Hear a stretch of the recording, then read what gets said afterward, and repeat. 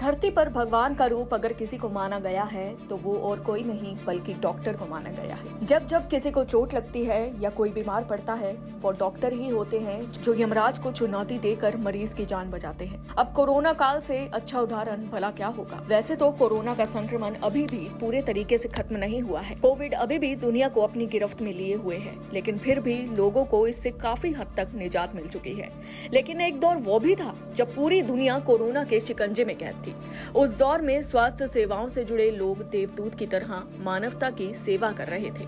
दिल्ली सरकार के तहत काम करने वाले अस्पताल और वहां कार्यरत स्वास्थ्य कर्मियों ने अपने घर परिवार को भूलकर दिन रात कोरोना के मरीजों की सेवा की। अपनी नियमित सेवा से इतर अपने पैसे से भी लोगों की मदद की। इन्हीं देवदूतों में से एक थे दिल्ली के जीटीबी अस्पताल के पूर्व चिकित्सा निदेशक डॉक्टर RS रोतेला।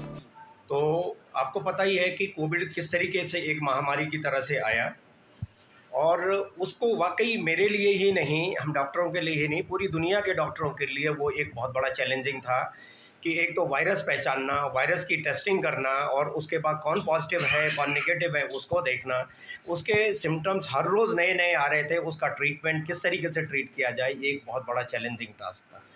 तो जिसको कि पूरी दुनिया के साइंटिस्ट डॉक्टरों ने मिलके, और स्पेशली मैं ये कहूँगा कि हमारे हिंदुस्तान में जो ICMR था उसके सहयोग से, उसके हर रोज़ जो एक नए प्रोटोकॉल आते थे, किस तरीके से करना है, वायरस को कैसे करके ट्रीट करना है, कैसे प्रोटोकॉल लेना है, उस तरीके से करते हुए हम लोगों ने उन चीज़ों को फॉलो करते हुए इस चैलेंजिंग टास्क को हमने कंप्लीट किया। जो चल रहा था डेडिकेटेड कोविड के साथ में इन चीज़ों को मैनेज करना, जो कि हमारी ऑलरेडी, मैं ये समझता हूँ कि जो हमारे पास हमारे रजिस्टर्ड पेशेंट थे वो जिम्मेदारी हमारी थी, तो उसको हमने कंटिन्यू रखा।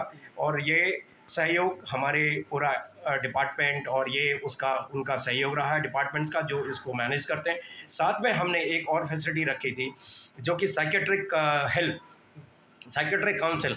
इसमें हो सकता है कि पेशेंट, क्योंकि इस तरीके से जो एक पेंडेमिक था, तो उसमें पेशेंट को साइकोलॉजिकल ट्रॉमा थोड़ा बहुत हो रहा था, तो हम आगे बचेंगे नहीं बचेंगे क्या होगा, इस तरीके की काउंसलिंग के लिए, हेल्प के लिए हमारे साइकेट्री डिपार्टमेंट ने बहुत मदद की। आपको बता दें कि कोविड का दौर ऐसा था कि लोग अपने साथ साथ अपने बच्चों का, अपने परिवार का ख्याल रख रहे थे, लेकिन डॉक्टर RS रोतेला ने खुद शारीरिक रूप से असक्षम होते हुए भी अपने चिकित्सक बेटे और बेटी के साथ दिन रात मरीजों की सेवा की। ब्यूरो रिपोर्ट, जनहित टाइम्स।